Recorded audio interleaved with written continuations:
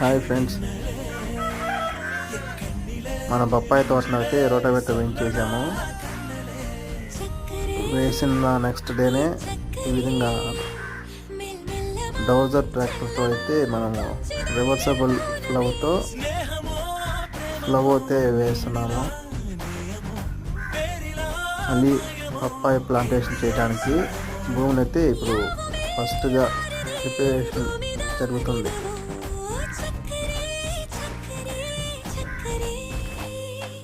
Rotavator వేసిన తర్వాత ఈ విధంగా భూమిని అయితే లోతుగా దున్నుకోవాలి.